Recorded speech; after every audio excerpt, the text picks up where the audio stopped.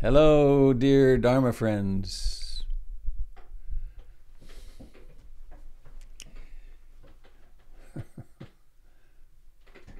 Just had a silly thought. If you're happy and you know it, clap your hands. If you're happy and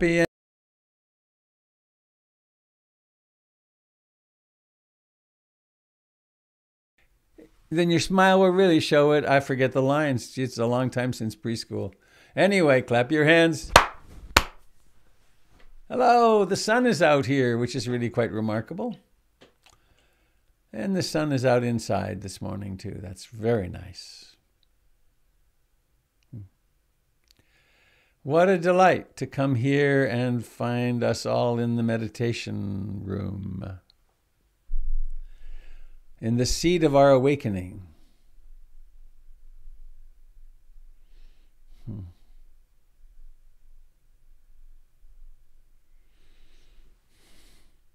I invite you to do what I'm doing, which is be in the mode with all the little pictures, gallery mode,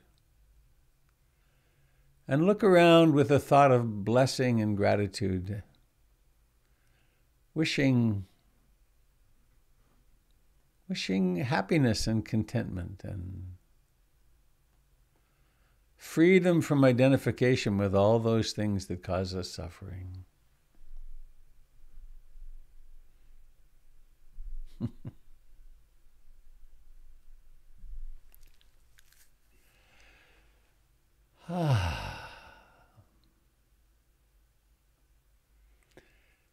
So when you come upon a familiar face, a face perhaps with someone with whom you've had interaction, it's sweet, isn't it? Of course, it doesn't have to be. It could be someone you're in dire conflict with, in which case that'd be an interesting thing to work with too.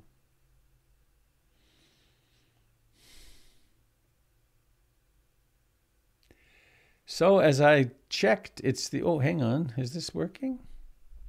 I don't know. I hope so. Watch. Oh, maybe. I don't know. Oh, well. It's the 15th of November, the Ides of November. What a wonderful day to practice together. And I want to begin with a poem. It's the poem that I will return to for the Dharma talk. It's a Mary Oliver poem. It's about the Buddha's death, or the Buddha's parinibbana, when he left the realm of rebirth, constant rebirth, into total freedom. Mary Oliver says it really well. Make of yourself a light. Hang on. Record it. Phew, almost blew it. So from Mary Oliver, make of yourself a light, said the Buddha before he died. I think of this every morning as the east begins to tear off its many clouds of darkness, to send up the first signal, a white fan streaked with pink and violet, even green. An old man, he lay down between two sala trees, and he might have said anything knowing it was his final hour. The light burns upward, it thickens and settles over the fields. Around him, the villagers gathered and stretched forward to listen. Even before the sun itself hangs disattached in the blue air, I am touched everywhere by its ocean of yellow waves. No doubt he thought of everything that had happened in his long and difficult life. And then I feel the sun itself as it blazes over the hills like a million flowers on fire. Clearly, I'm not needed. Yet I feel myself turning into something of inexplicable value. Slowly, beneath the branches, he raised his head. He looked into the faces of that frightened crowd. Make of yourself a light, he said.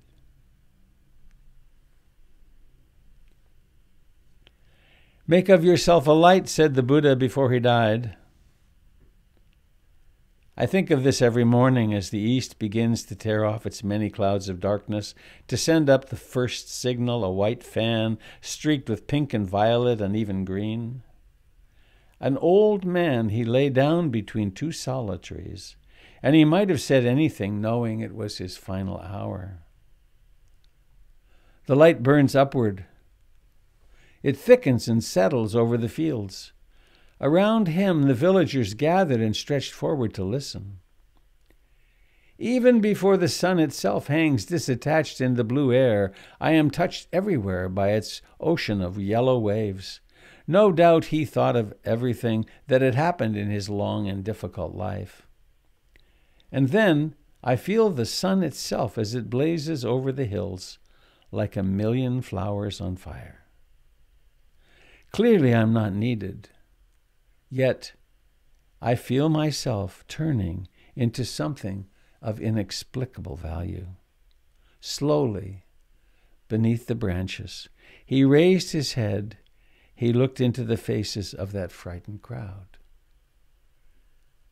Make of yourself a light.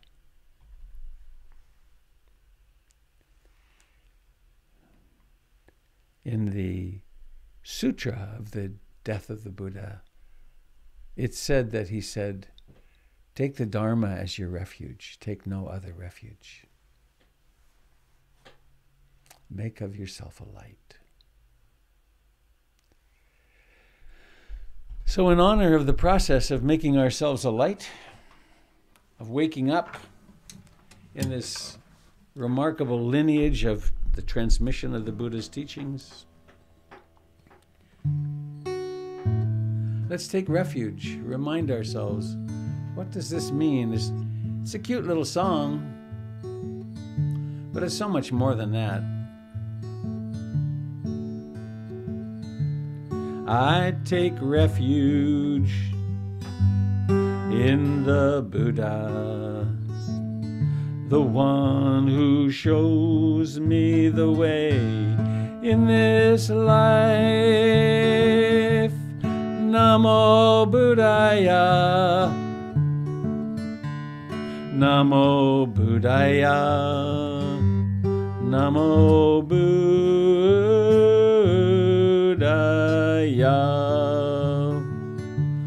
I take refuge in the Dharma, the way of understanding and love.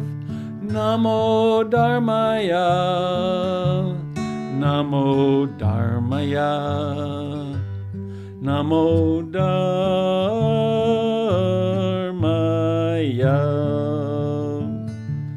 I take refuge in the Sangha, the community of mindful harmony.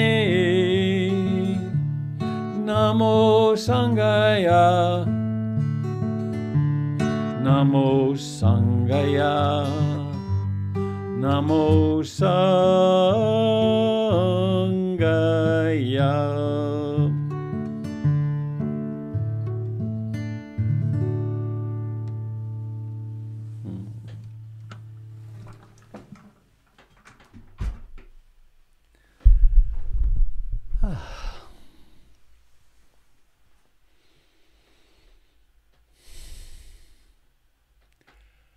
Let us soften ourselves into the moment with some reflections on gratitude.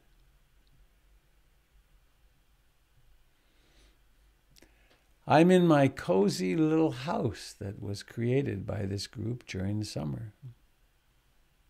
Thank you. It's really a wonderful refuge. I'm here a lot more than during the broadcasts. I have a nice chair over there that I sit in sometimes, and I do lots of meetings during the week in this beautiful space. It's really, it's like my little meditation house in the backyard, and it's very important. So gratitude. We woke up this morning. I say sometimes when I greet people, so I've done it here a few times, I'm sure. Well, isn't that great? We made it through another night.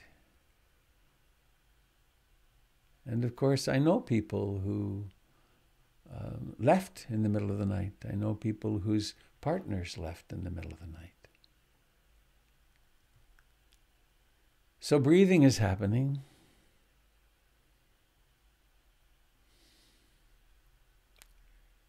Hearing is probably happening if you're listening, if you're participating here.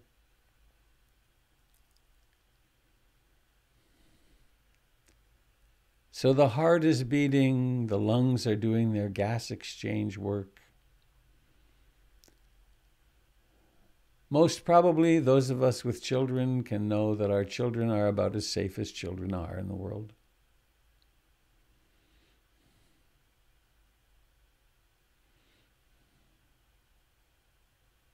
There's food in the fridge.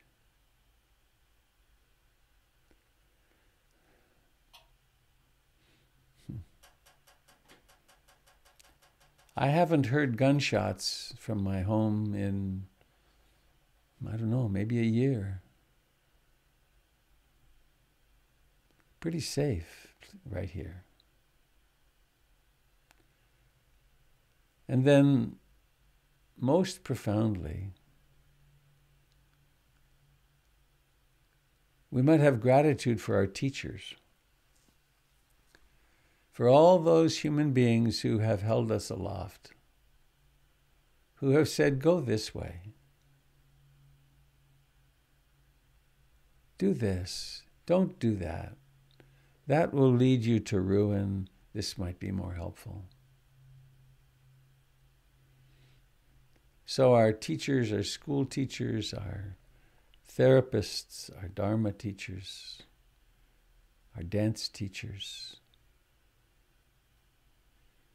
our nonviolent communication teachers. Think of the people who have and still do hold you aloft.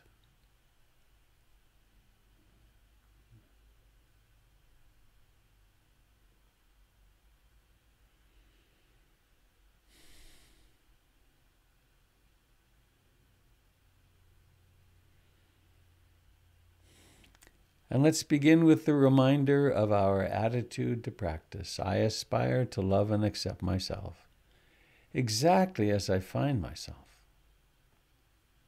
in this present moment. And when I'm hurting, no matter how I'm hurting, when I'm suffering, I aspire to hold myself in sweet compassion.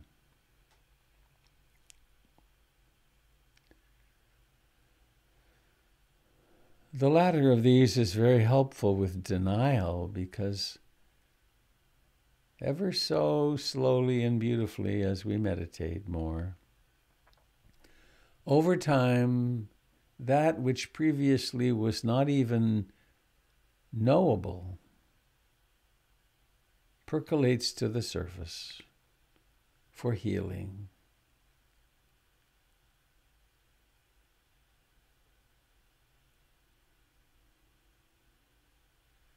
And we can bear what was previously unbearable.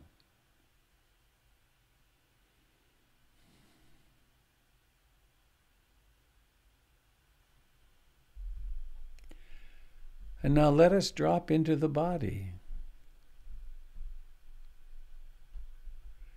See what the body is doing.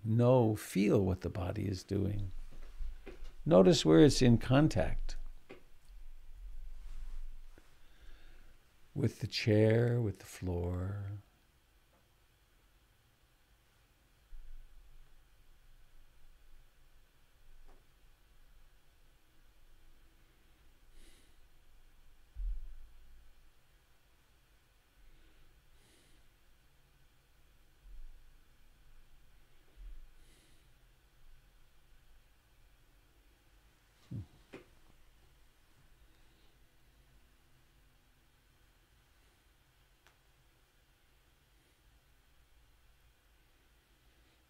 embracing this incarnation.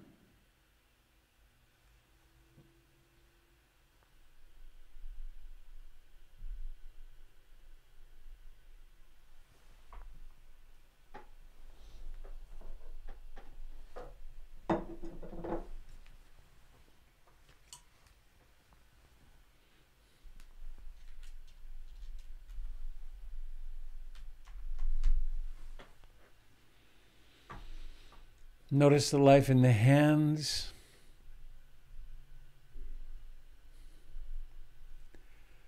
Notice the life in the hands, in the face.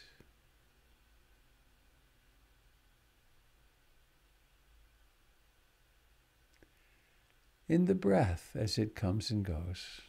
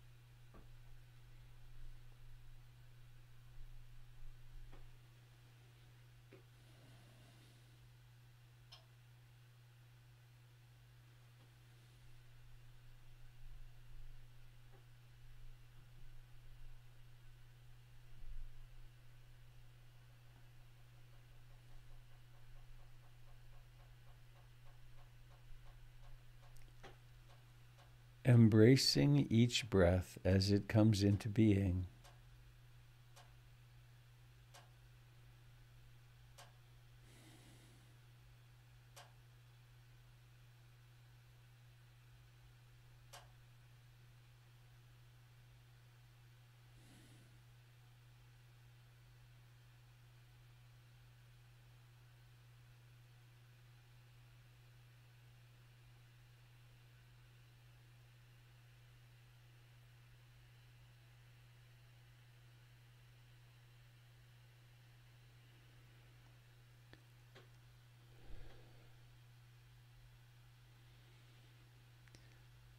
And let's remember that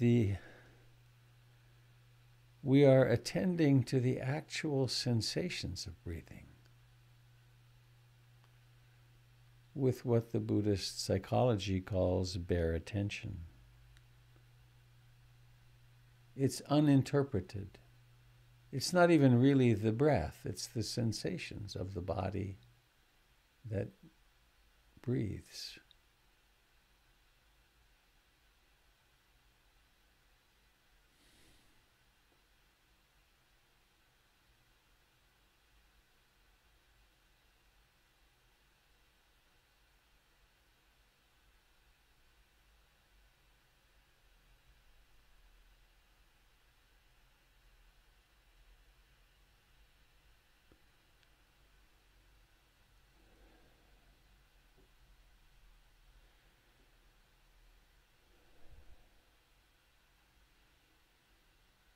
And of course, there may well be thoughts. There might be memories of an imagined past or thoughts of an imagined future.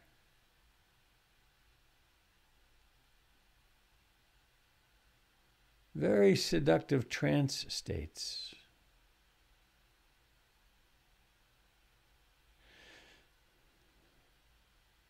To wake up from them is to discover the present.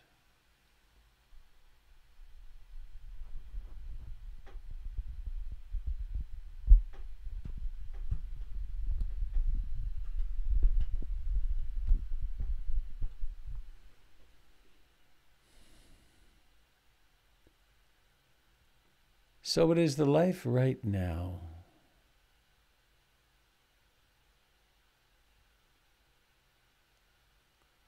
that we inhabit.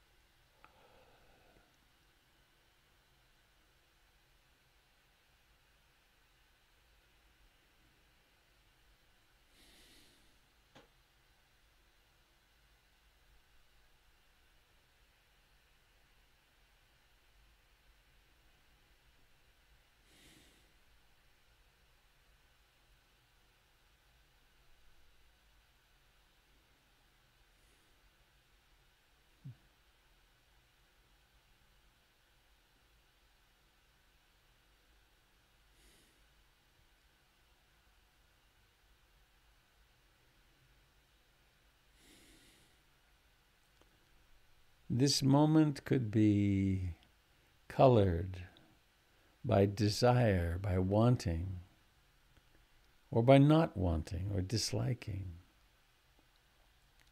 aversion.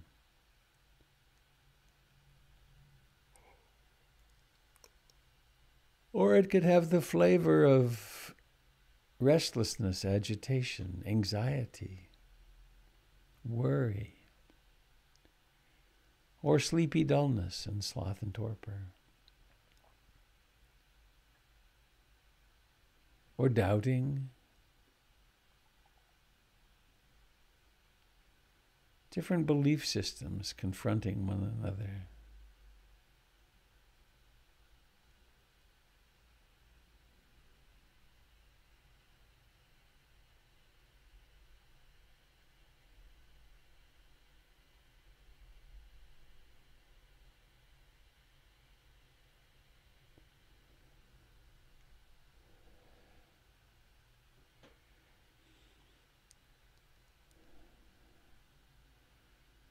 Awakening to the present moment is a natural function. The Dharma supports us through various strategies. One is mindfulness of in-breathing and out-breathing. Be awake to this. Rest in it.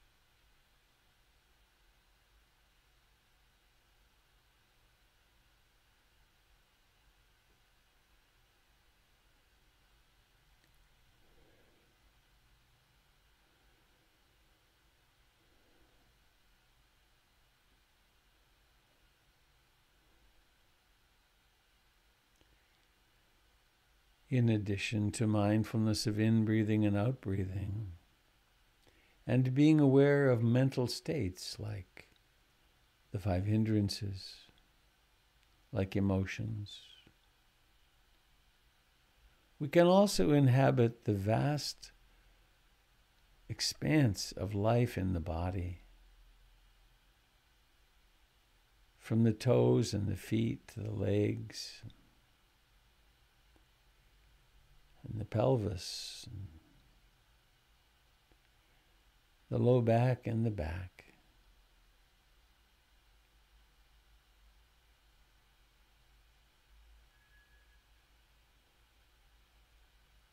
We can notice the life of the torso, the hands, the arms, the fingers, the neck and the jaw and the cheeks, and the eyes and the forehead and scalp and the ears. It's all discernible, inhabitable as life, and it's all changing.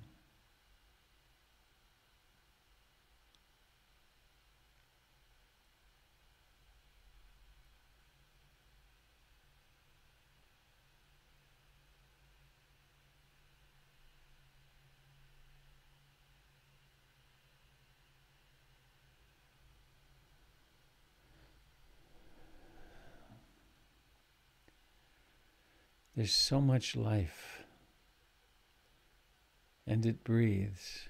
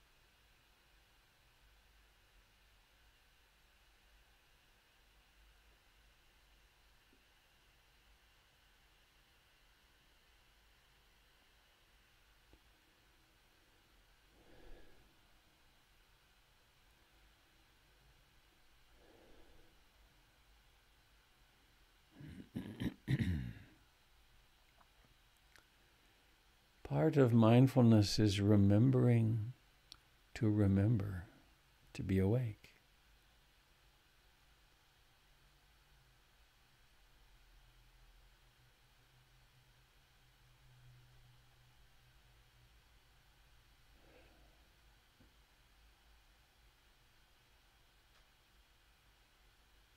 Of course, we fall into trances, the past and future and the hindrances. And we do that until we don't.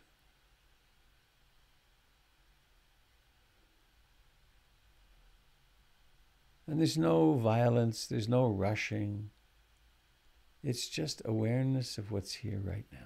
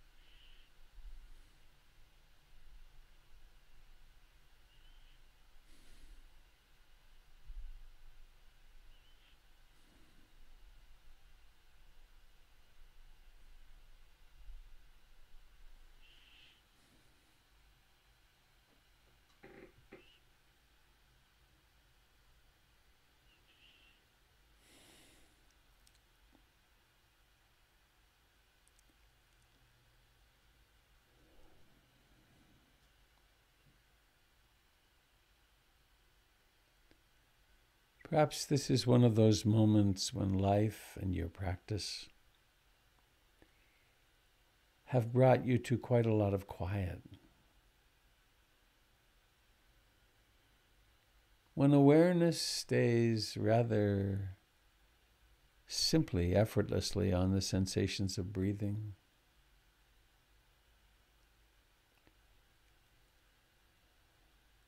where any thoughts or sounds, even multiple hindrance attacks, become more and more faint, less and less intense.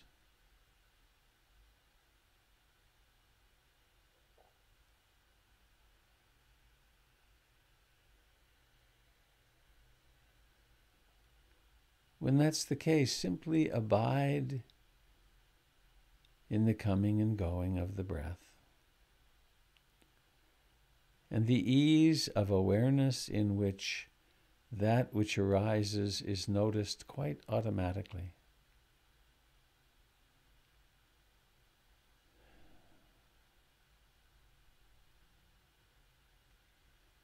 If pleasure arises, an inward ease or delight or love or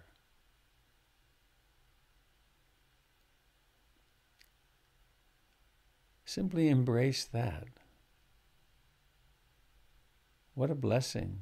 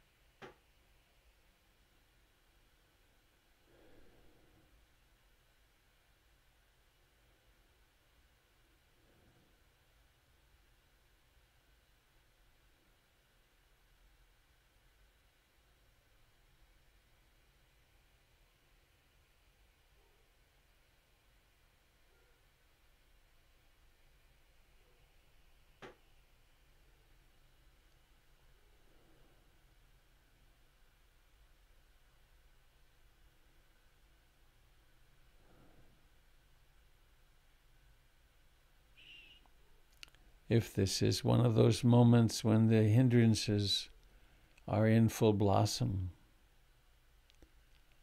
let's say perhaps there's anxiety or fear,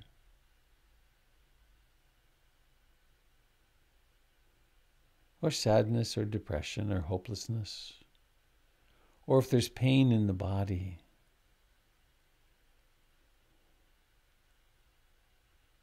we can mindfully, calmly, lovingly put aside the breath. Such a good friend, the breath. And then we turn with a full open heart directly toward the anxiety or the shame or the doubt, the anger, the giddiness.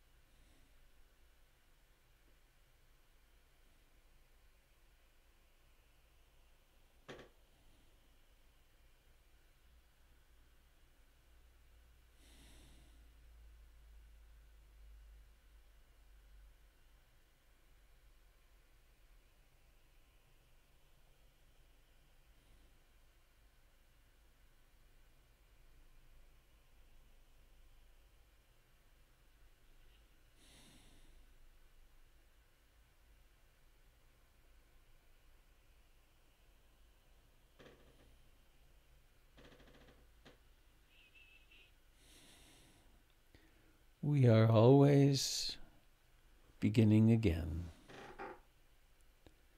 awakening in the present moment,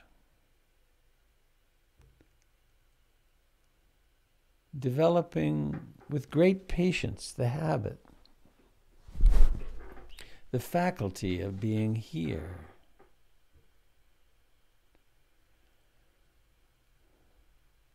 Of having a mind that concentrates, of having a mind that's curious, that can be tranquil,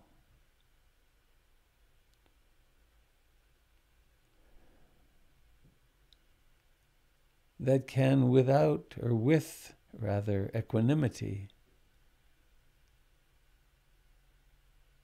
experience the truth of the moment without freaking out or attaching to.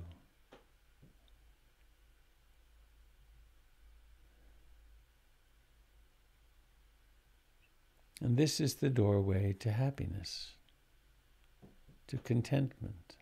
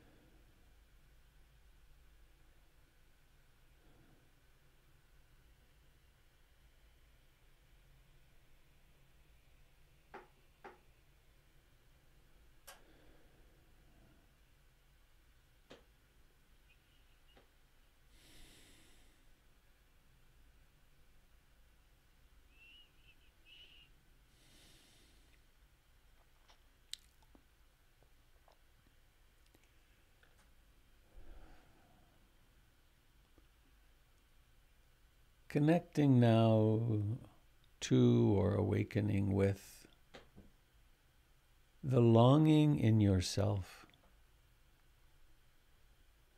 to feel content, happy with the way things are, accepting how things are.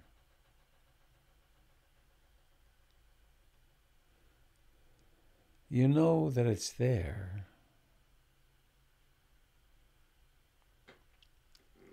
We have a lot of training, both inner and outer, to not accept the moment on its own terms. But this moment is, in fact, like this.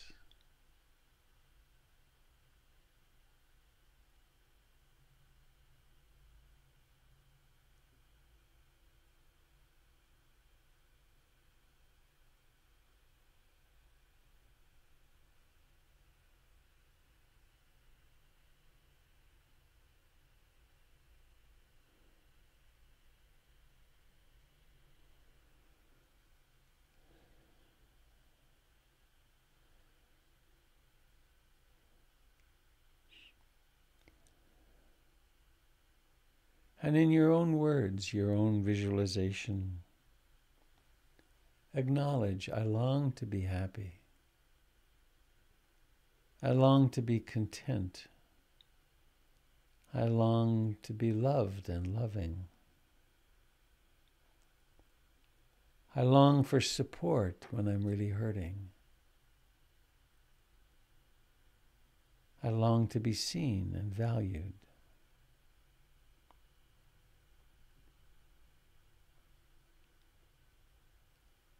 And so we might, on the in-breath,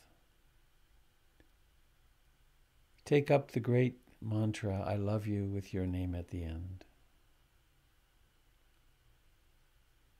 Maybe your name is a small child. Maybe a beloved nickname. I love you.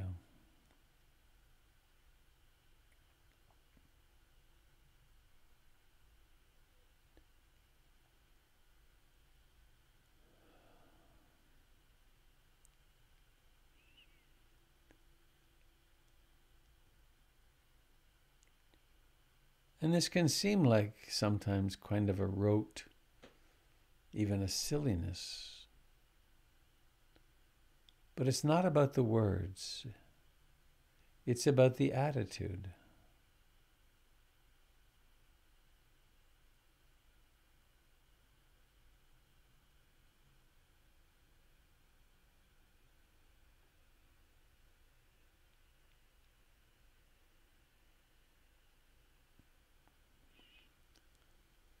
Now think of someone who it's easy to love.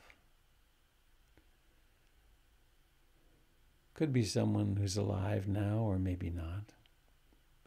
Or it could be a pet.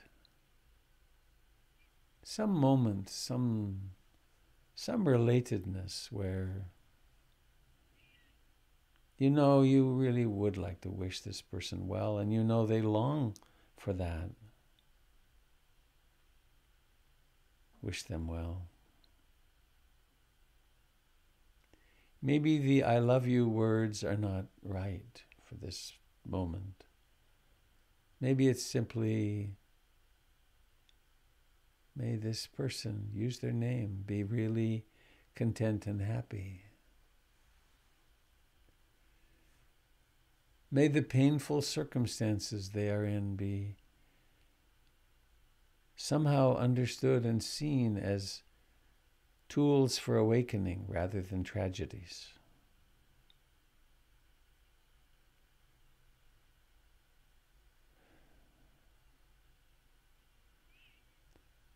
On the in-breath, wish yourself well, remembering, or simply just land in yourself with great equanimity and compassion and kindness.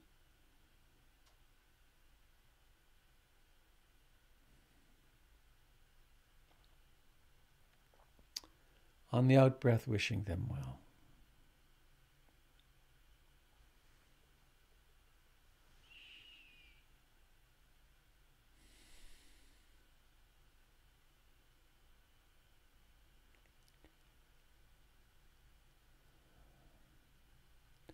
And this dyad of practice might be plenty for a week or 10 or a long time. And we could move on from there to a friend, an acquaintance, a neutral person, someone we cherish as an enemy. Cultivating in yourself freedom from animosity. Freedom from clinging to old grudges.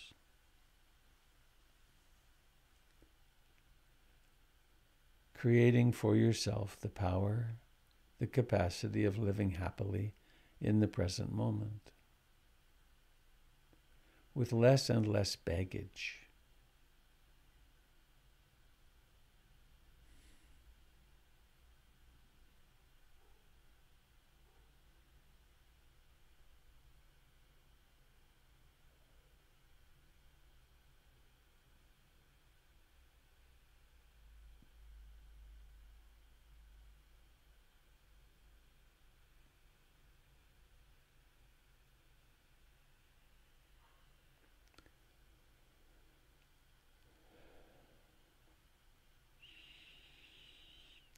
And now, really inhabiting the body.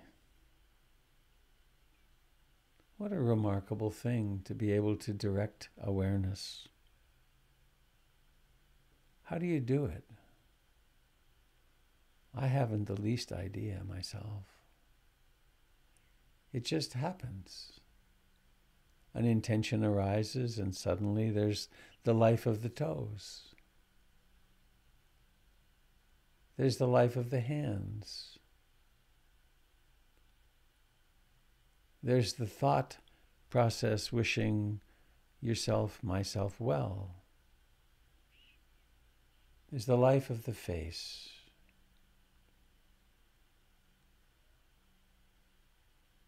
There's an awareness of the surroundings, of the space between yourself and the walls, where your body starts, where the space around you starts.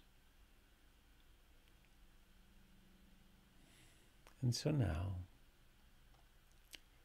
with this notion of eyes of gratitude and blessing, please become aware of the intention. Such an important practice to observe intention. The intention to let your eyes open, and then operationalizing that and seeing the faces of our Sangha members. Seeing, and what's the thought you're holding in mind?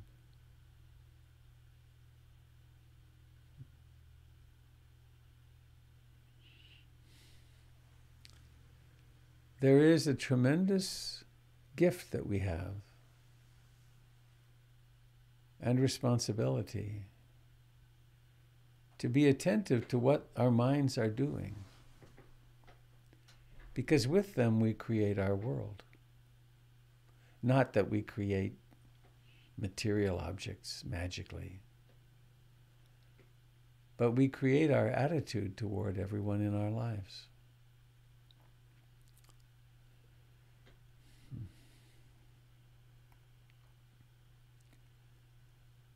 Please wave if you've ever heard of Reverend Ike.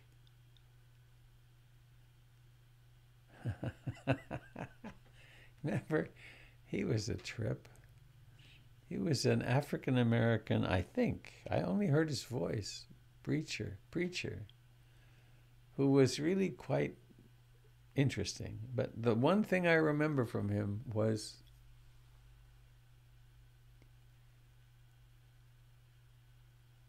when you are talking to yourself in your mind, pay attention, because your mind is the word of God to you. And you can create this. I'm going on here. What we think is important. How we think.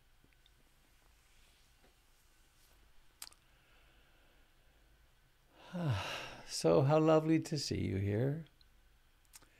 I have just a couple of announcements. One is our beloved Candle Summers is teaching tonight on one of these channels. You can find the link at portlandinsight.org. Tonight and 2 Sundays a month, she does that. And then, if that isn't enough, Jim is on tomorrow night, and you can tune in with him, and so on it goes.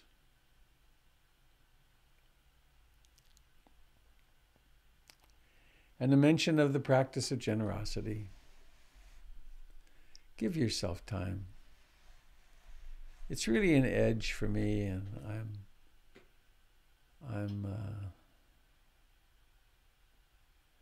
I'm doing better. I don't know how long this upswing will go, but I've had 3 sessions, 4 maybe, with a personal trainer. And partly it's motivated by the fact that I've had so much problem with my hip. So much so that I couldn't walk even half a mile. And that's enough to get my attention. But anyway, I've been doing half an hour to 40 minutes of yoga and exercise 3 days a week. And you know what? It makes a difference. It's really shocking. It makes a difference. So there's that, and your regular sitting practice, of course. And in that theme of generosity, the generosity of supporting your Dharma Center, that if this broadcast is inspiring and helpful and useful to you, then please take a moment to visit the website. And best thing is to become a monthly donor. I could remind us too of incredible gratitude. We had a fundraising sort of push over the last couple of months ago, and we had 45 new people, new individuals became monthly donors. And oh golly, the numbers are going to escape me, but something like 15 or 20 people who are already monthly donors increased the amount that they were giving. And over the year, I think the difference is something like How much is it, Jim? Was it $17,000 or $27,000? It was really a lot. I think it was $22,000. Right. Which is enough to this year balance the budget and put us in a very different position next year for stability. So that's great, and I well, and I take delight in. There's a word in, I don't know whether it's Pali or Thai, but in Thailand they say upon a gift being given to the monastery, they say anumodana, and it means something loosely like, please take delight in this moment, and take delight in your generosity of this moment of giving, and then whenever you reflect on it in the future, take delight again. So there's a delight, a happiness, a lightening of the heart through being generous, and it really works. I'm fond of that practice in playful ways and in other ways as this. So I think that's all I want to announce. Because some people will leave, I think, before I come back. Just to remind, to fulfill my civic duty, the beast is among us. COVID-19 is real. I know some people who've been very sick, and it's coming to a lunch counter near you. It's coming. It's here, and I'm motivated to say this by my daughter Tara, who is no longer working in the hospital. She's working for Kaiser in a vaccination research project, which I'm glad of. But she worked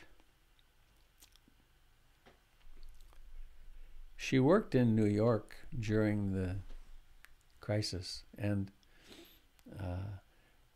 recently we had a reason to have a family meeting, and it was important that we be there in person, and there was a little movement among a couple of the people to take off their masks, and she was very fierce, and she brought an air purifier with her, and what she said when she got some pushback was, you know,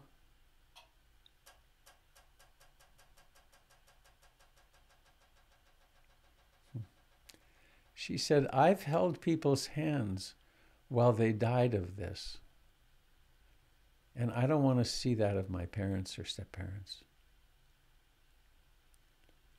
So I know I have felt in myself a kind of becoming more lax, and this is not a time for that. We can test our practice in other ways. And there will come a time, of course, for testing it as we die. But let's really wash our hands and socially distance. We're having the dilemma of my stepdaughter coming home from Eugene in college, and they're not socially distancing effectively at all. And so we're not sure what we're going to do. She's going to live at her dad's, I think. And when she's in the house, I'm going to be masked, and so is she. And we're going to be, and we're just not inviting the people we usually invite. It's not happening. So it's just one Thanksgiving. There may well be more. So that's my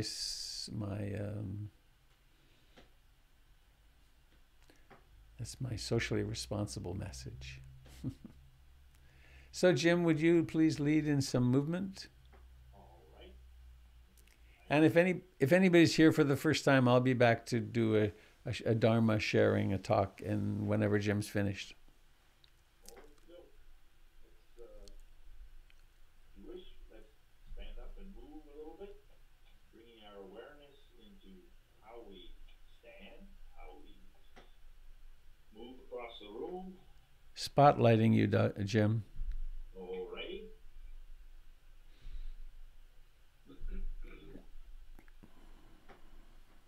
So when I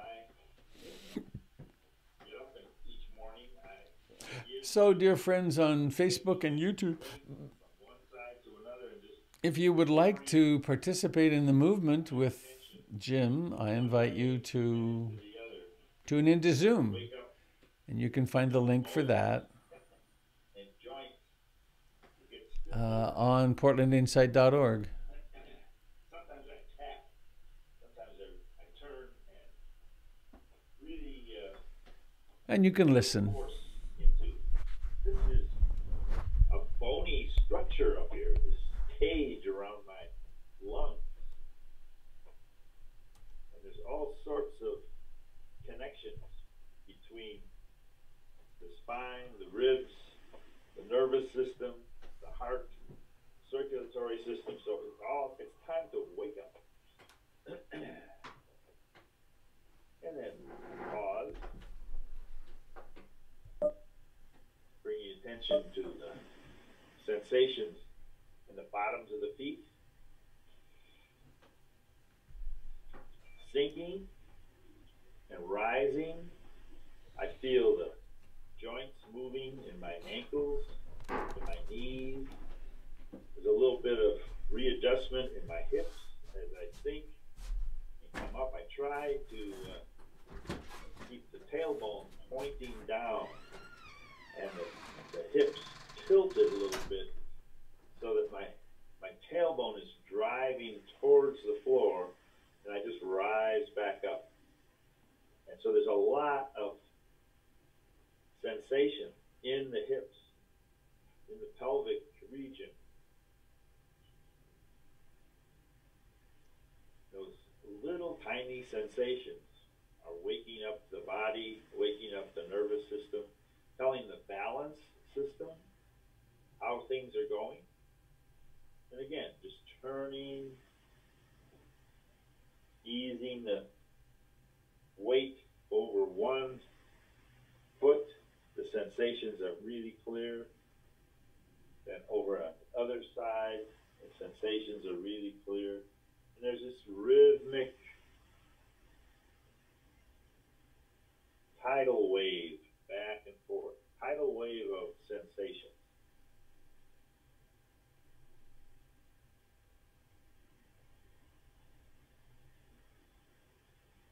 Now I get my arm into it, reaching up and coming down, reaching up, coming down is the beginning of the lift, and there's a point where it ends. I can feel a series of releases all the way down. It's not one sensation, it's a river of sensation.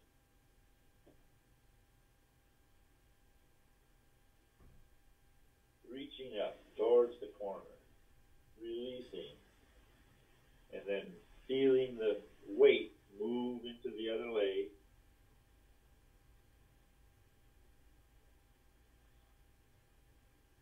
Turning the head a little bit to the side. The neck starts loosening up. And coming to stillness again. Find the center. And then work with this neck. Drop the chin. Take the chin over to one shoulder. Let it fall across the chest over to the other side. Stretching all the little support system for your head and your neck, your jaw.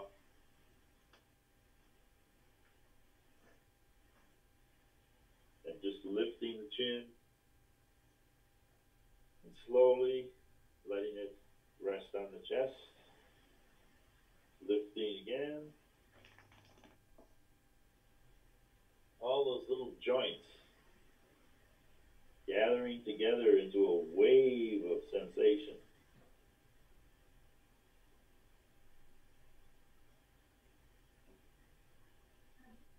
Lifting the shoulders, pulling them forward, pulling them back, lifting. How many tendons and ligaments and muscles roll your shoulders? There's sensations all across between the shoulder blades, across your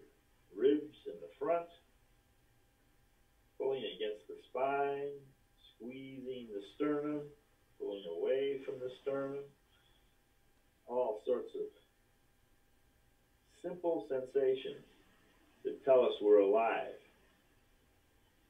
This is life moving through the shoulders and neck, and then holding still. After the waves pass, it's quiet, but it's still alive. Raising the palms, we can feel the life in the hands. Opening the hands away from each other, we can feel the life in the rib cage. And come back, bring the hands closer together. Opening, closing, breathing in as we open, closing. And again, there's a series of sensations. 1, 2, 3, millions of sensations opening and then closing. A whole journey for the hands, coming closer and closer. They don't quite touch, and then they reverse direction.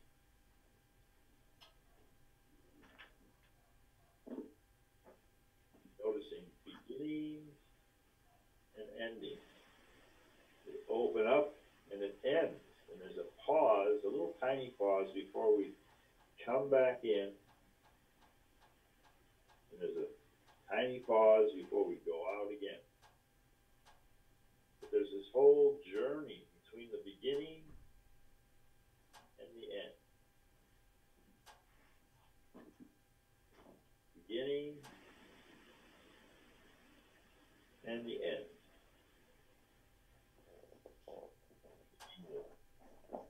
Out breath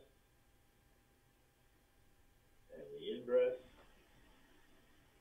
And then again, turning the palms up, rest, and notice what are the predominant sensations in this living body that's standing. The feet are tending to the floor.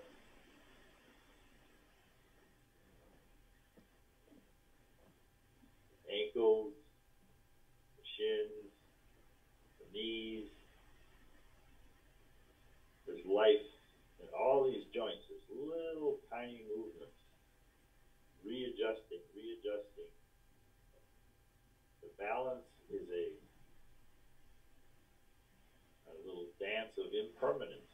We're never quite balanced. There's always something that has to be adjusted.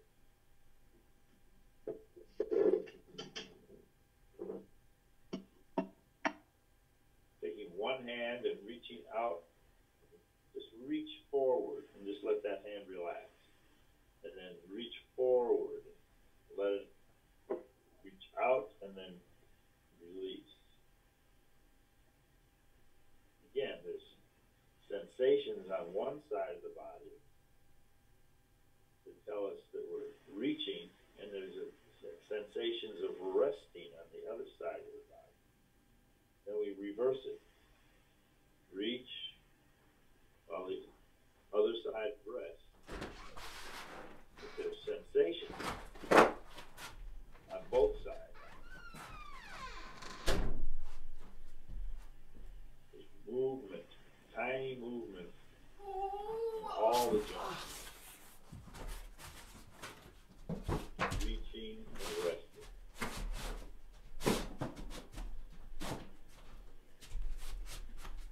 And then reaching up, pushing down, feeling the stretch between your two palms, and then relaxing and letting the palms pass each other in the middle, and then stretch apart.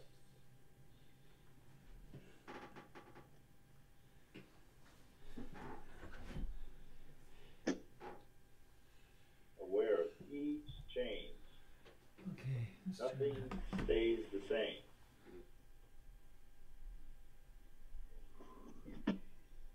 We have a name for this gesture, touching heaven and earth, but there isn't one way of doing it. It's always new. Always new.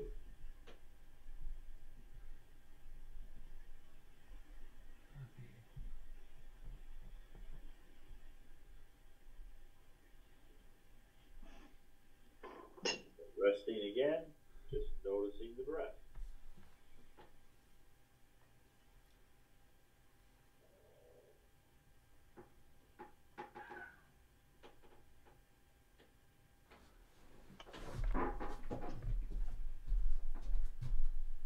The quiet resting turns into the beginning of a large movement. And with a large movement, we have more influence on our mood, feelings. It's hard to be down when you're going up. It's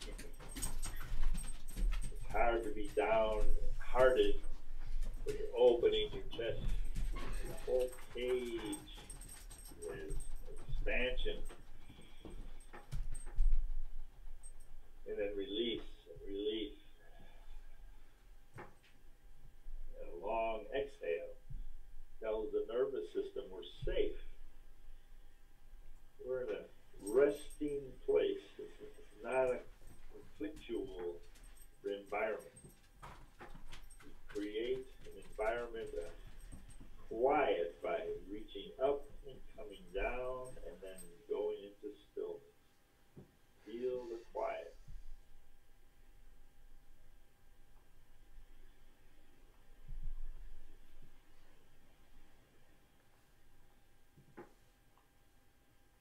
And then bring your hands together. A position of gratitude and humility, bowing to the impermanent nature of this body. It's still breathing. It's still upright. If all goes well, I'll be here next Saturday doing a Qigong workshop from 9 o'clock until 2. When I say here, I mean Zoom. I don't know where Zoom is. There's information on the website on how to register and get a link on Zoom, and it will be great for your nervous system to act out these soothing opening and closing movements and getting the tidal wave moving in your body to build up your nervous system, to build up your immune system. And the immune system is built on this pumping action that we put ourselves through with Qigong. So join me on the 21st. You can find the information on the website. Thank you very much. Have a good day. Have a pleasant week. Stay with your masks and social distancing and be safe.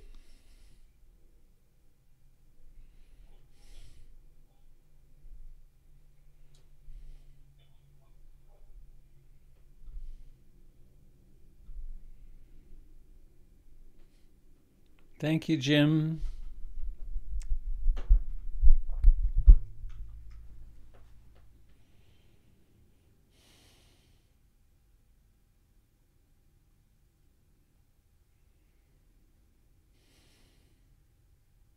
Thank you, Pamela, for your comment on the chat line,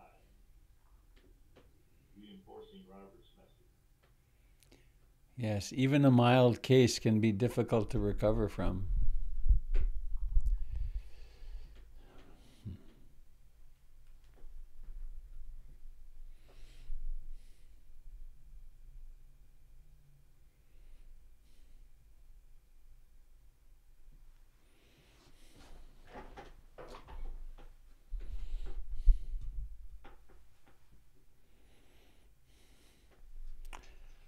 I think I want to ring my gong, this beautiful gong I was given. Brought it home from my office for this purpose, but I keep misplacing. There it is. Here's the gonger. This is the lovely, it's a lovely piece of brass. It does lovely things too.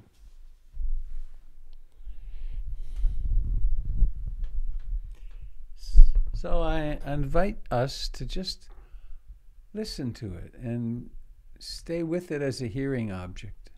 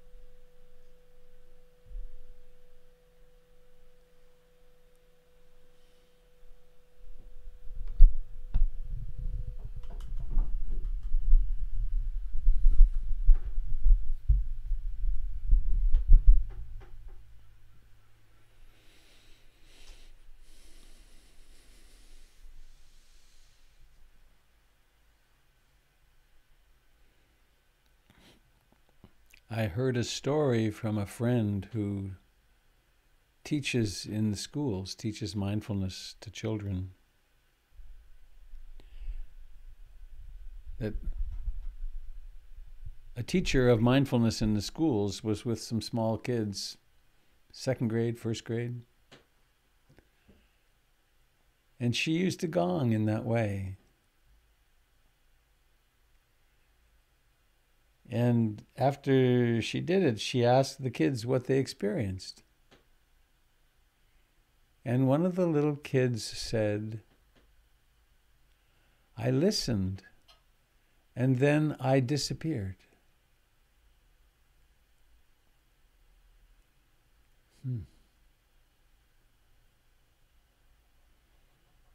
I disappeared.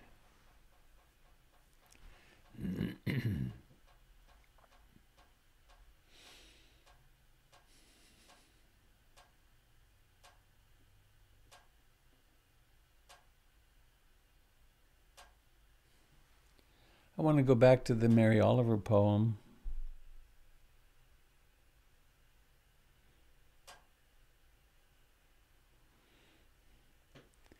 And I always do this when I remember. But this morning I'm really remembering.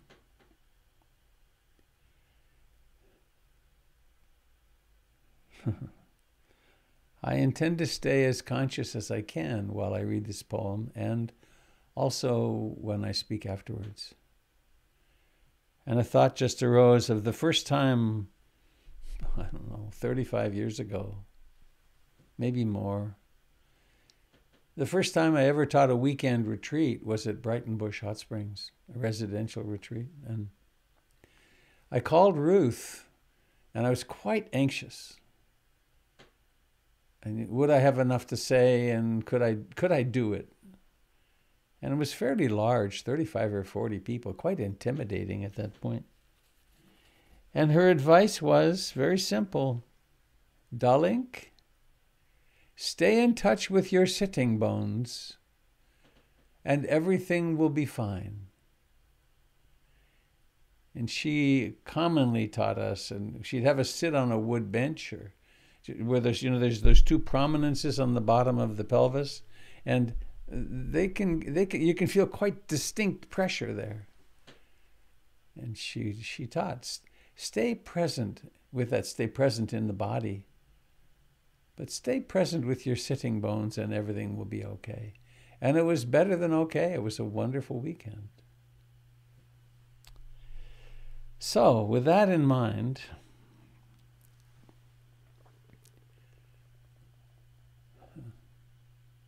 make of yourself a light, said the Buddha before he died. I think of this every morning as the East begins to tear off its many clouds of darkness, to send up the first signal, a white fan streaked with pink and violet, even green. An old man, he lay down between two solid trees, and he might have said anything, knowing it was his final hour. The light burns upward. It thickens and settles over the fields. Around him the villagers gathered and stretched forward to listen. Even before the sun itself hangs disattached in the blue air, I am touched everywhere by its ocean of yellow waves. No doubt he thought of everything that had happened in his long and difficult life. And then I feel the sun itself as it blazes over the hills, like a million flowers on fire. Clearly, I'm not needed. Yet I feel myself turning into something of inexplicable value. Slowly, beneath the branches, he raised his head. He looked into the faces of that frightened crowd. Make of yourself a light, said the Buddha.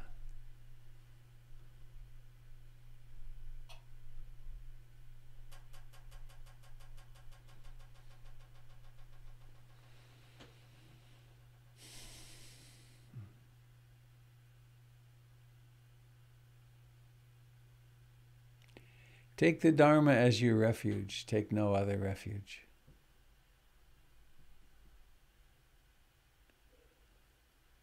I keep learning, realizing more and more what that means.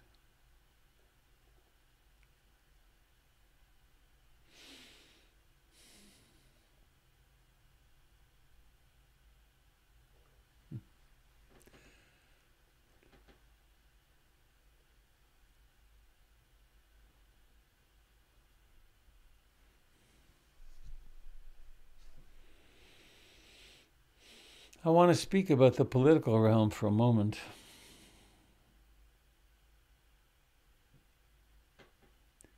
The election went a certain way, and there was quite some elation in half the population of the country. And it doesn't seem like it's over, does it? I subscribed this morning to a new iPhone app called Parler.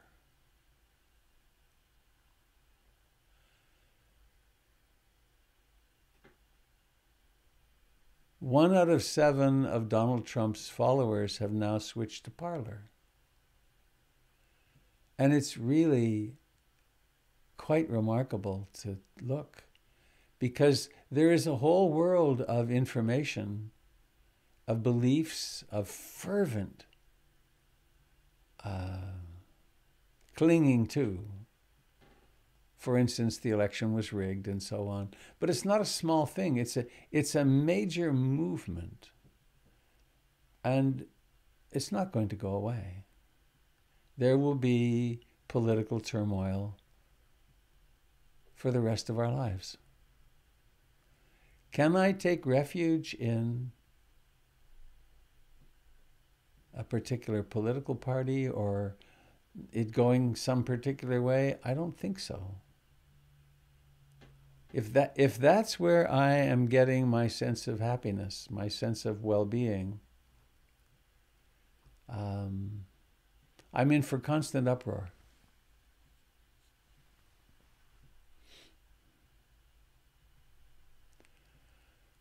So where can we take refuge? And this is where funny, I feel like I'm a very slow learner, but as I'm growing in my understanding of the Dharma, there's that teaching on the vicissitudes. I love that word. It's my second favorite English word. My first is ubiquitous, good words. But the vicissitudes, the pendulum swinging between success and failure and health and sickness, fame and disrepute,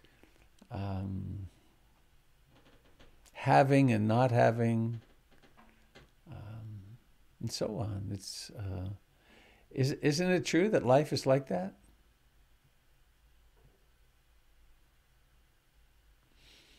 So if we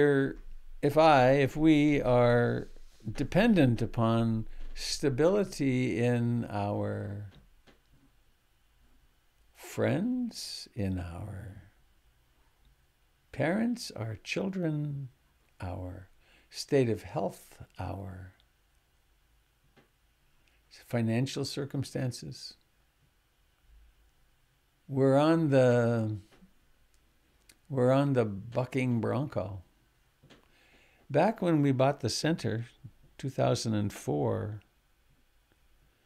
it was in 2002, I guess. Sometime right around then, Ruth gave me the first check of $10,000 and said, "Here, start a center." To which I went, I don't know how to do that. And she said, "Well, you'll figure it out." But I brought that up. I'd been teaching in Portland since 1979, and we had quite a significant community. There would be 50, 60, 80 people on a Sunday night. We were teaching then at the Zen Center. And I brought this idea back, and there were some people, Jim Dalton among them, who welcomed the idea and started running with it, started settling into it. But there were others who saw it as completely the wrong thing to do.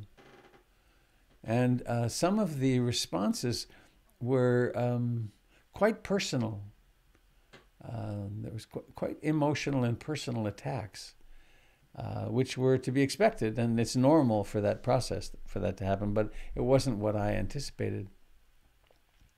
And two of the colorful ones were, we had a community meeting, and boy, it was amazing. And one person, one man who I had known for some years said, "Robert, you have an Oedipus complex." And another person said, "If we're going to wash windows, we should wash windows of the poor. We shouldn't put a dime into creating a building, getting a building, and so on." So I've learned since then, I've about a year or two after we bought the building, we had a large gathering of the teachers from all the sanghas in the Northwest. There were about 50 or 60 of us. And people shared what percentage of their community they lost when they bought a building. So it's a very common phenomenon. And in the book, there's a little book about that Achan Sumedho wrote about the forming of Chithurst in England. And I don't know whether he toiled with it as I toiled with it, but in one little paragraph, he said, people came and went. Some people came and really resonated with our vision and they stayed, and others came and didn't and they left. It sounded like there was no angst in it. I don't know whether that's true or not. But anyway, long way of getting around to say this. I wrote to Achan Pasano about how painful it was for me being on the receiving end of so much, actually some pretty significant hatred and criticism and attack. And I wrote back and I said, it's so difficult. I'm aware of myself inflating with the praise and deflating with the attacks, and it's just so painful. And he wrote back a very simple little email that said something like, "Ah, yes, up, down, up, down, up, down. So go the moods until you get tired of it all and stop taking the ride."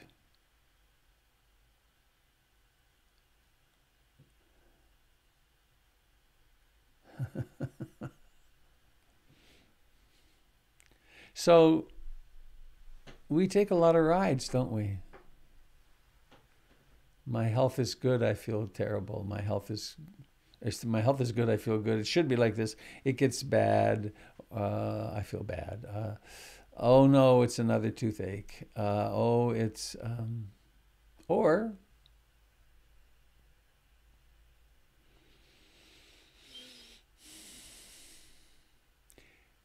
things are really going great with my friends, my relatives, my children, my parents. And then they're not. Someone we trusted and counted on betrays us, disappears, shoots flaming arrows, or a child gets sick, or a child gets arrested, commits some heinous crime. A child becomes an addict. What do we do with that? Do we go up and down and up and down and up and down? Or do we learn how to find greater and greater equanimity as life earthquakes us all the time? There's an unconscious fantasy. I've been aware of it in myself. It still clings on that someday I'm gonna get it together, and it'll all be together, and there will be, you name off the list. There will be stability, and the primary relationship will be really happy and nourishing all the time, and the children will be fine all the time, and there will be no COVID. There will be, etc. And I guess what that means also is that sickness, sickness, old age, decay, and death will take a break.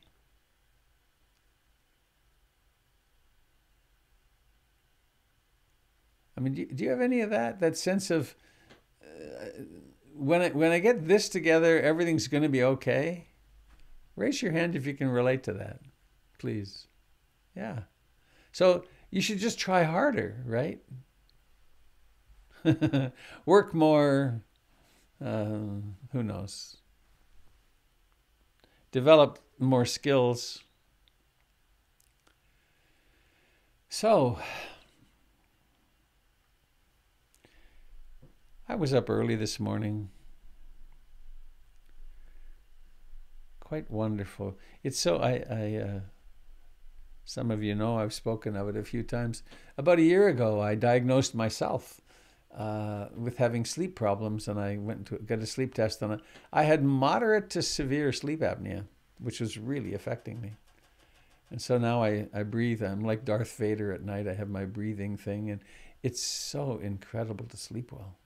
Just amazing. So anyway, I woke up rested. I got up. I sat on the couch for an hour or so. And it was one of those times when it just got real quiet. And there's a kind of easy contentment. You know, there's little uproars of this or that. The news comes up or some issue arises, and then there's disturbance for a little while, but then it gets calmed down. It calms itself down. And it was then that I started thinking I wanted to talk about this today, because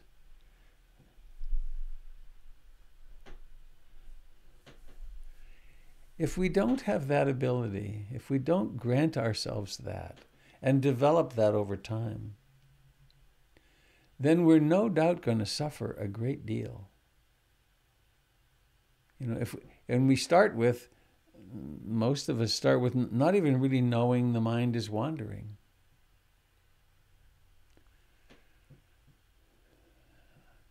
In one of my little forays into the news later this morning, done my sitting, there were all those crowds of people gathered in Washington, D.C. yesterday. And they all believe something. And they're pretty worked up about it. And the same is true on all political spheres. And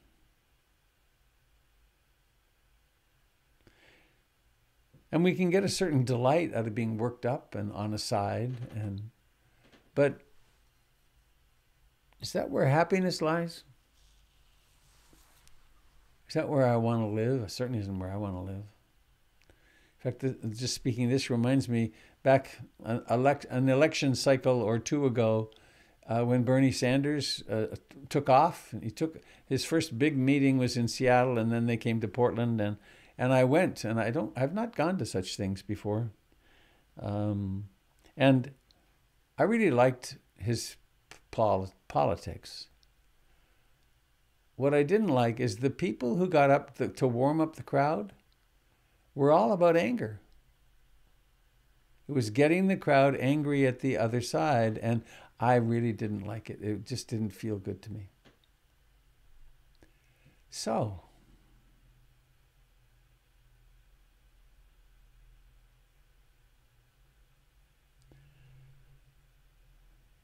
what about making another step in your life? Is a proposal that your meditation comes even more first. Right? We usually start with, I'll meditate for 5 minutes, and that may be as much as we can handle at the beginning, because there's so much turmoil and there's so much pain.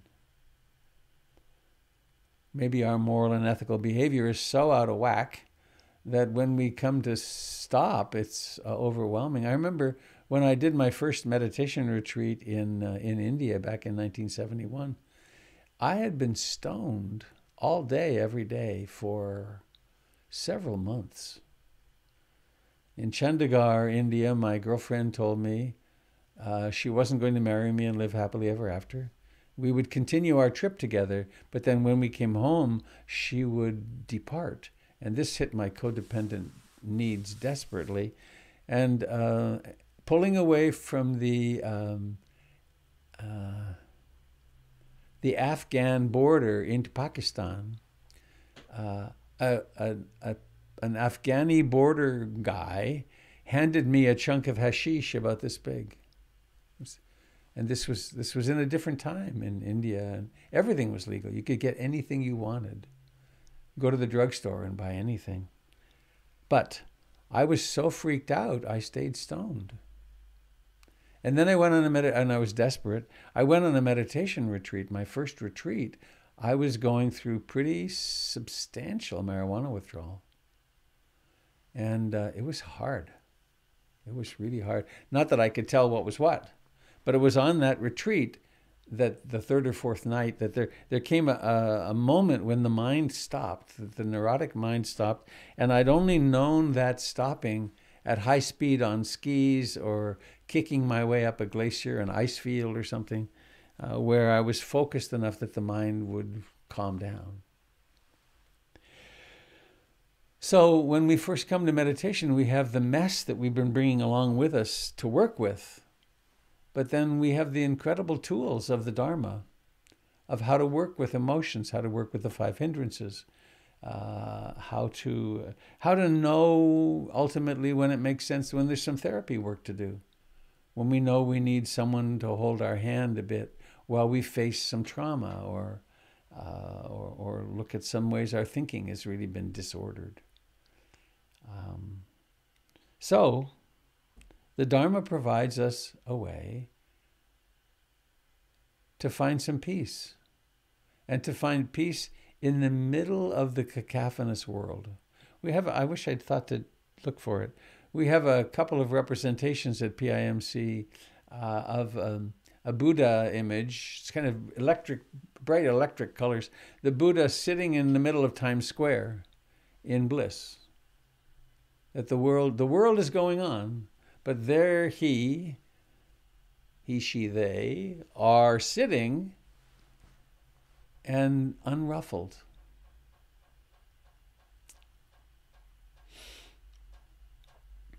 So among our tools are the 7 enlightenment factors. There's mindfulness, this remarkable capacity of being aware and knowing that we're aware and remembering to be present and aware. And with that, then, we begin to be able to navigate through our personality. We begin to navigate through the vicissitudes. We begin to know where our body is, what's happening in the body. We pay attention with mindfulness to the 4 gocharas, the 4 pastures of abiding, and we start really noticing, here's my body's hungry. It's not hungry. There's pain. I can tolerate that pain. I can work with this pain. And then there's the postures. And then there's all the various activities. We can be mindful of that. And we can be mindful of the pleasant and unpleasant experiences that happen at the sense doors. Rather than being completely swept away by them all the time, we actually develop this capacity of knowing, oh, this is really unpleasant. It's one of the great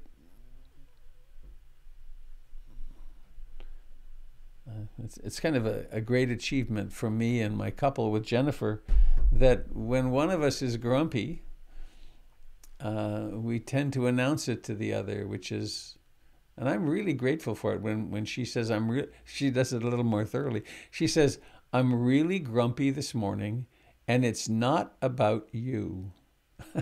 So it's like, let me be grumpy. You don't have to fix me. And I try to emulate something similar.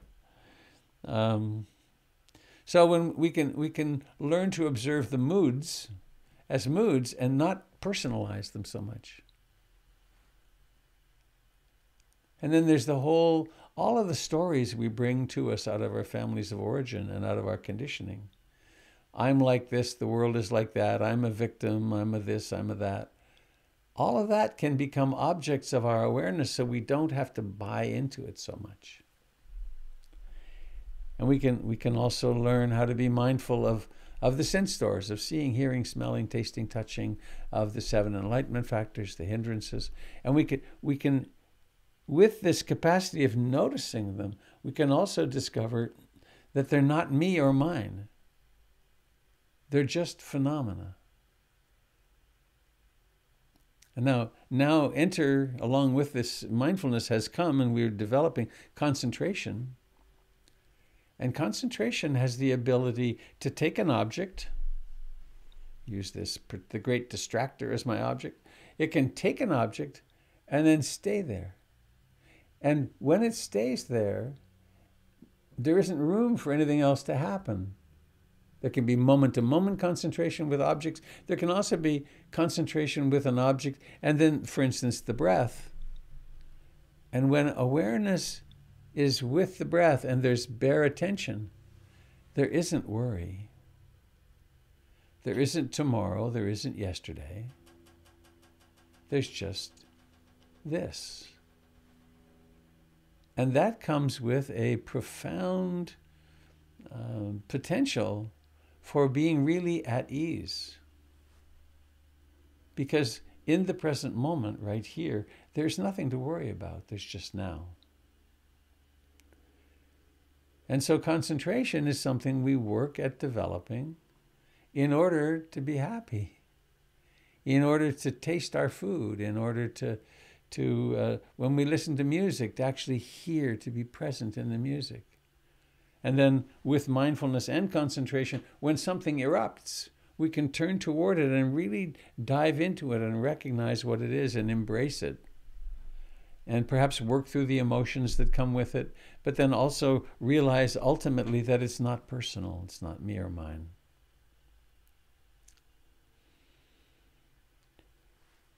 Checking in here, how am I doing with staying awake? Not bad. Not bad. I can tell that because I'm not rushing. As soon as I find myself rushing, I'm gone.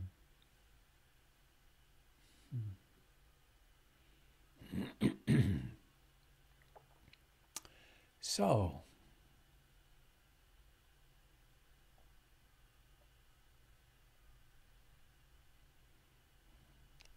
I'm understanding more and more how my teacher, Bhikkhu Rastrapal in Bodh Gaya a long time ago in India, what he meant, he was a man of not many words.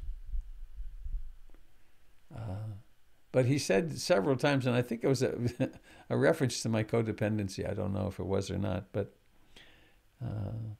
he said, Robert, when I meditate, I don't think of you. I don't think of anyone. And what a relief to not think of anybody. Right? How about that for those of us that have obsessive relationships with others?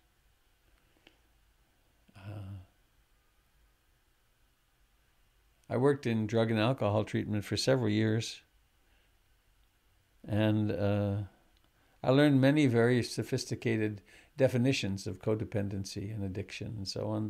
The one that stuck was that a codependent is a person who, when they fall off a cliff, someone else's life flashes before their eyes.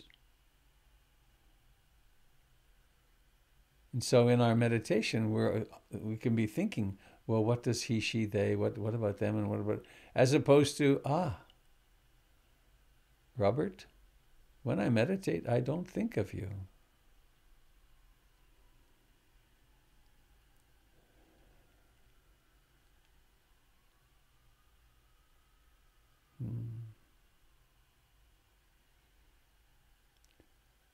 I don't know if you can hear, but there's numerous sirens over that way. Whenever I hear them, I think of somebody's life is changing. Big stuff happening sometimes. So all of this comes out of the wish that we will all really make use of the Dharma, prioritize it highly. Take time daily, do retreats, do the work we need to do so that when we stop, we can really stop. And when we stop and we discover uproar, to become super interested in that uproar. And the thing I mentioned this morning about the future. What is the future? It's a class of thoughts that exist in the present moment. And we never experienced the future, we only experience now. And so around this class of thoughts of the future, we can create all kinds of angst. We can also use our capacity to imagine a future very skillfully, and we can plan. We can get the proper insurance, and we can take care of our medical needs and so on. We can put aside enough food for the winter. But to do that intentionally is so different from a mind that's always doing that. And then there's this tightness, and what if this happened? What about that happens? And maybe it will happen, but it's not here right now. And in a similar way,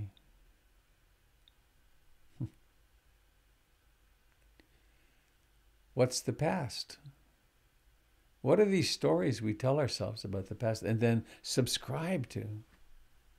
It's a class of thoughts that exist in the present.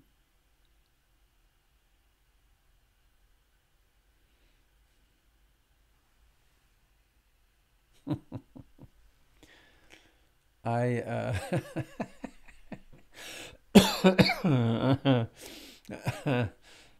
could I could perhaps feel sort of smug, but then I am almost 73 years old. I no longer blame my parents for what's happening to me. Okay. My first wife, many years ago when I was turning 40, this is the only birthday card I remember from my whole life. It said, "Warning, you're turning 40.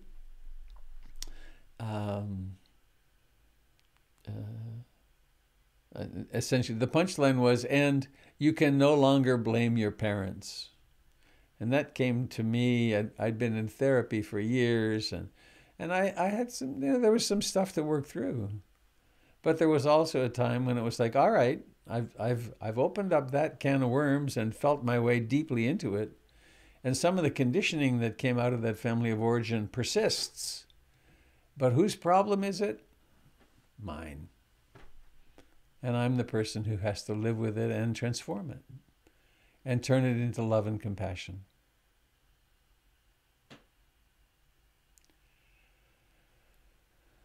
So,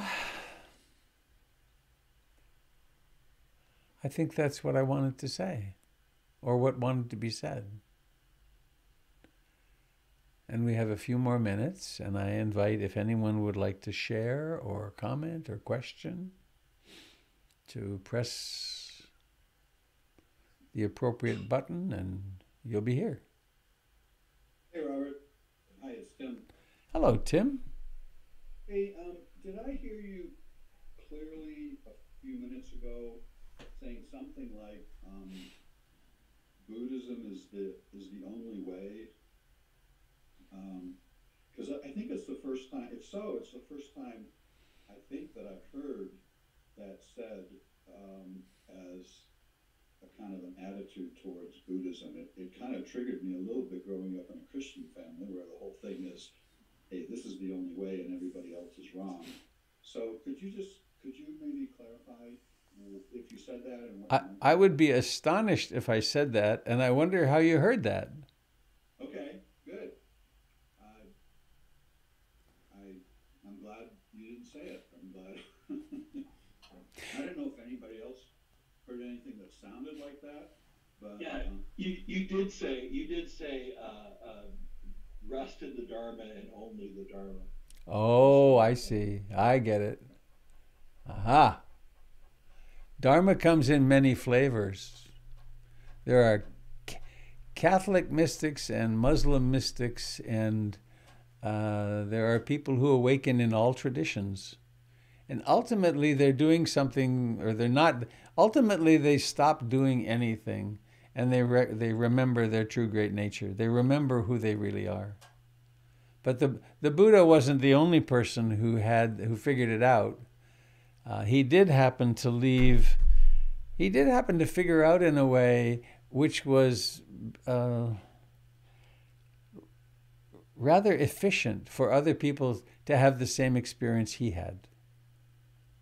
So there's this body of teachings and these various strategies, but no, one certainly meets very loving people in all traditions, in my experience.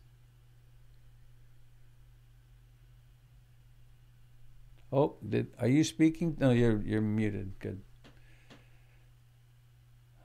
Thank you for clarifying. Yeah, that must have been a bit shocking.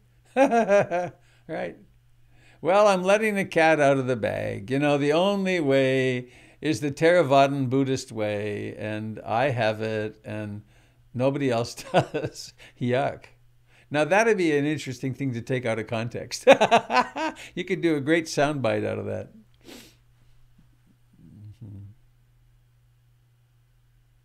I've had the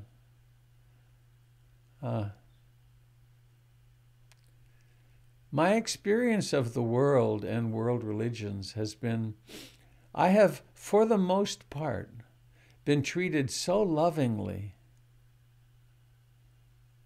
by Hindu families, by Muslim families.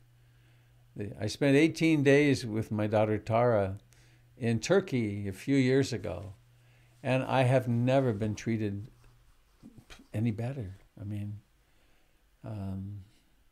I've had people I hitchhiked a lot, and people have picked me up and gone 200 or 300 miles out of their way. And my girlfriend and I hitchhiked.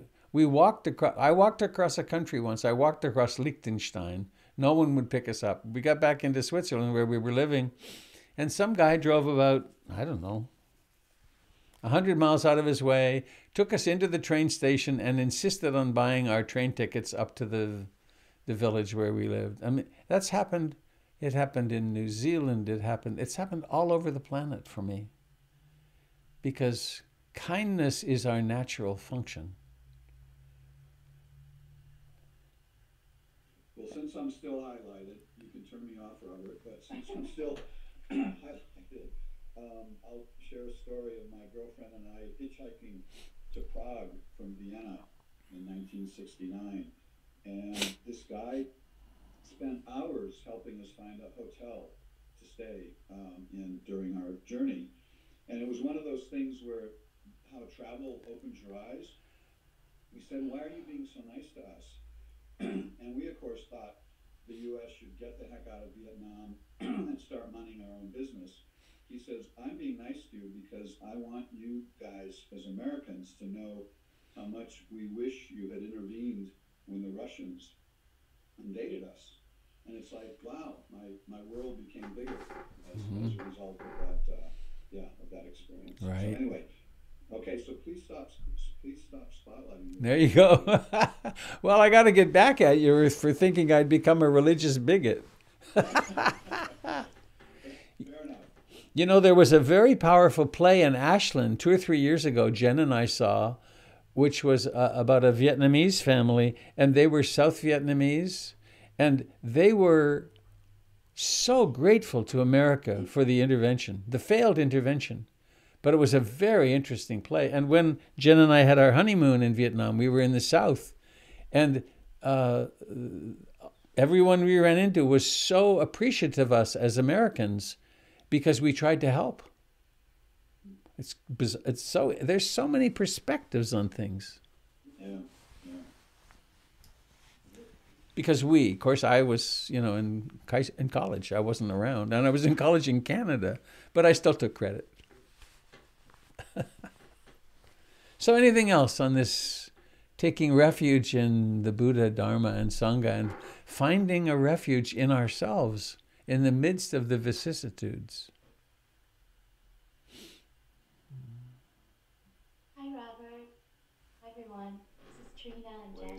Could you wave? Oh, Dave.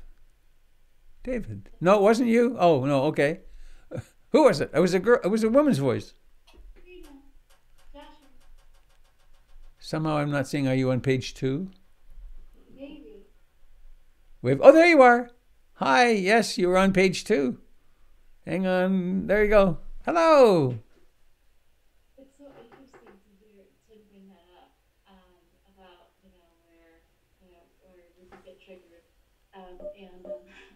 because this morning I was with a Mahayana Buddhist group, and it came up quite a bit, and I actually felt it was something I wanted to raise to the teacher and the participants, the other practitioners, about every time that we're in these talks and these discussions, they always point to this comparative between Mahayana Buddhism and Theravada Buddhism. And it was Mahayana being the greater wheel, being, the higher, and Theravada is the lesser of, and, more simplicity practice. And I just felt like I had to raise that. They're like, what's there for you when you say that, the Mahayana is the way to go? And it's interesting because naturally my mind was kind of like Tim, and I was like, wait a minute, if there is anyone or any teaching that says that is the only teaching and the highest teaching, that's to me a red flag. And I was really like, uh-oh, should I guard myself so that I don't fall into this thinking as well if I'm amongst people who think that this is the highest and is the only. And so it was so relevant to hear that. I didn't hear it in your teaching today, but it was just something that was so apparent to me, and it was really striking to see that even among, a school of thought in Buddhism, that there is this, this us and them, and this is better, that's not so good, or that's not as good. And so, I allude to that when I raised that comment up earlier this morning, and it's something this morning that I've been just kind of sitting with and contemplating on the matter of our minds and how we tend to always compare, and when we're in something, we just like cling on to it so much that we don't even realize what we're doing. Right there is a a hindrance, and so yeah, and a fixed view, yeah, and also a fixed view. So that's interesting that you bring that up. And yes, also to your point about the Vietnam War, because my father served in the Vietnam War, and he was in a re-education camp for 7 years. And so definitely, the Vietnamese people of the South are very grateful for the American soldiers and such. So there's a lot of gratitude there, and coming from that angle, that's how I always viewed it. So when I first heard, American veterans of the war speak about the feeling around it, the shame and the remorse they felt, I was really surprised, because it was so different from me, a child after the war. Watching Ken Burns. Yeah. Yeah. Yeah. So it's very surprising to hear the different side of that, and really having compassion for the veterans. Yeah. Thank you, Trina. I think Joseph Goldstein had the perfect comment about greater vehicle and lesser vehicle. He said, he quoted from some poem, and one of the lines was, greater vehicle, lesser vehicle. All vehicles will be towed at the owner's expense. And whenever we're identified with it, eventually we have to give up all vehicles. We have to give up all practices. No practice takes us to awakening. They all prepare us, and then we have to give it up. And but there's, of course, I think that's inherent in us humans. We want to be on the best team, the fastest team, and it's a way that in our insecurity we create a more stable self. We're better than them, and we take it to great lengths. I was at a teachers' conference some years ago now when the Dalai Lama came, and I didn't quite see it. I didn't get it. I didn't understand the politics of it. But there were teachers there from all the various traditions, Western teachers. And he did this. The line that was pointed out to me afterwards was that he said, in his cute little sing-song voice, notice this: mind before 3-year retreat, mind after 3-year retreat, same mind. No tradition is fastest. Think lifetimes for awakening, lifetimes. And this was apparently, one of my more politically savvy friends, there was some Tibetan tradition in which a famous teacher was saying that his way and his tradition was the fastest way. And here he was, the Dalai Lama, in this context of teachers, saying, pop!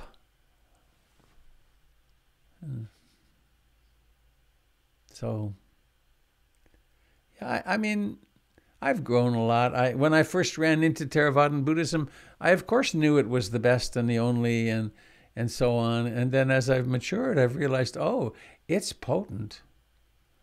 And it has its flaws, it has its problems. Certainly the monk traditions in Thailand have their limitations and problems. Notable among them is the absence of women and the unwillingness to support and encourage monastic practice for women. I mean, that's kind of a big issue. Doesn't mean that the tradition is completely wrong. It just means that it's blind in those places. So we've come to 12:06. Probably good to end soon. Anything else on anybody's heart at the moment? So nice seeing you here. I take such delight in it.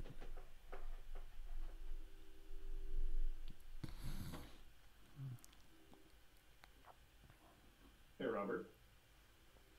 I think it's Vic. There you are. You sound like you. Hey. Hi. I tried to highlight you and it didn't work.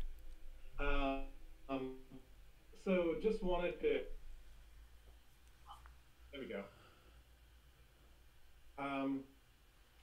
So the second new moon after fall equinox or autumn equinox, and for I guess a couple of thousands of years now, there's been a tradition of lighting up lamps and celebrating that day. Is that Diwali? And about 1 billion people do that, and it's called Diwali. Yeah. It was, yeah. So just want to wish everybody happy Diwali, and hopefully, there's a lot of, demons and evil and good and bad and God that's being added on, but ultimately it just comes down to the end of the first lunar month after fall equinox. It's a dark night, so light up some lamps. Huh. And it was an interesting way to kind of reflect on the passage of seasons. Hmm. And so just wanted to wish everybody. As I recall, there's a lot of fireworks on Diwali. Is that right?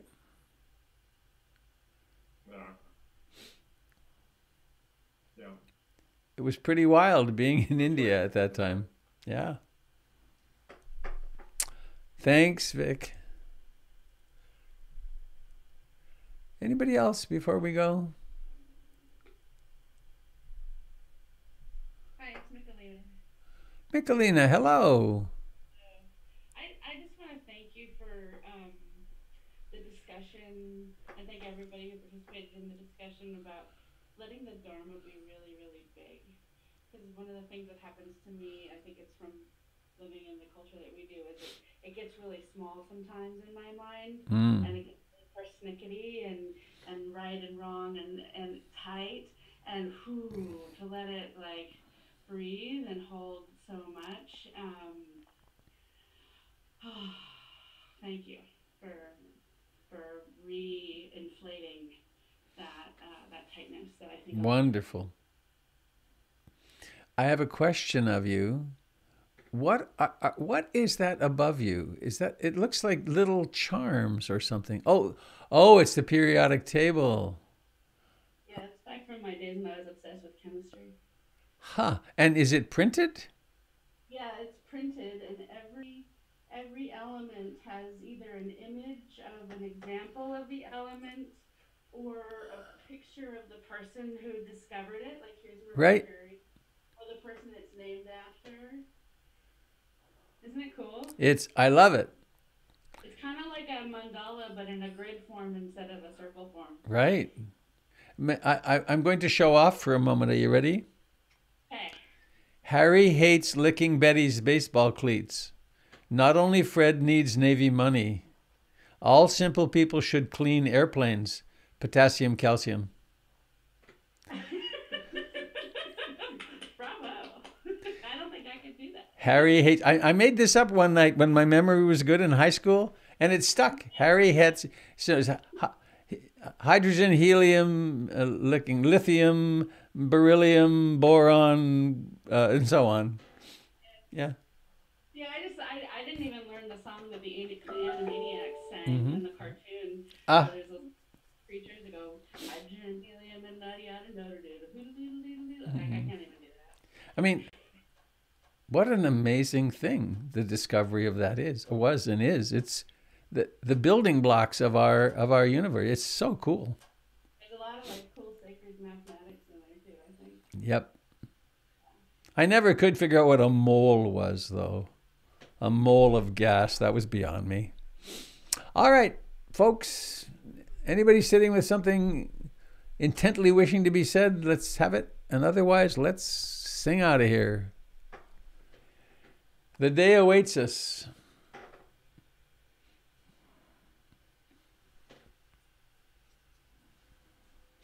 So don't forget Candle tonight at 6:30 and Jim tomorrow, and let us be safe from the beast that walks among us. Whoa, that's loud. So let's sing. Thank you everybody for sharing. May all beings be happy. May all beings be happy. May all beings be happy.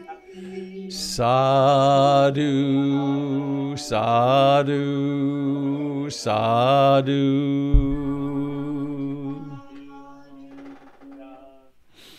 Well, my cacophonous friends, that was lovely.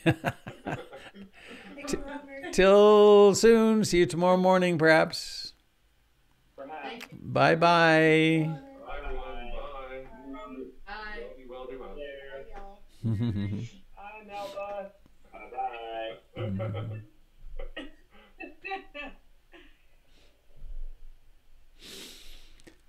Bye-bye. People disappearing. Wink, wink, wink, wink, wink, wink. Tempest, you're doing a new and improved, bigger heart. Yeah, I moved, so I had to take the other heart down, and so now I'm putting it back up. Oh, it looks bigger. Like it's twice the size, isn't it? I think it is bigger. I hadn't planned it that way, but as I sat down, I was like, this is how it should be. I was like, oh, I might need more paint chips. Oh, they're paint chips. I thought they were sticky notes. Oh. No, they're paint chips. I have a similar thing that I do in my office as a background, but it's like the colors of the rainbow. Huh. But when I first conceived of the project, I just went out and I grabbed all the paint chips that I could, and the pink ones didn't fit in the rainbow. So that's when I was like, oh, I can put them up behind me in hearts. So yeah, but this is a different space, and it's like shorter because I have to sing. Yeah, it looks like you might have more room where you are too. It's a little wider, isn't it? Yes, I moved into a new house, and we have an attic that is a finished attic. And so the attic is our meditation. Huh. Yeah. Very nice. Well, Well, have a wonderful day. I will look forward to watching it as it evolves. Yes, I will be doing this tomorrow morning after meditation as well. All right. Bye-bye. Bye. Have a great day. You too. Goodbye, Kat and Lori and Cameron and Denise. Goodbye, Robert. Sorry, my hands are full, so I can't leave. That's just fine. Have a beautiful day. I think I'm going to work on some pictures today. Wonderful. Right. That's very exciting. There's a lot of them. There's a lot of duplicates. I wish there was a duplicate remover, but I don't think there is to do that in Dropbox. Well, we'll just. Not in Dropbox.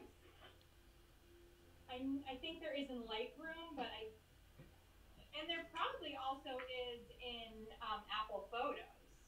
Yeah, but I'm not there anymore. I'm out of there. Yeah, then it's manual. Yep. Okay, well, we'll just do our best. We'll do our best. Have a great day. I sent emails to a couple of Ruth's next generation teachers that are not well represented and asked them to send a picture or two, so we should get a couple more too. Oh, great. Wonderful. Thank you. All right. Thank you, my dear. I'll talk to you later. Goodbye, Lori and Denise.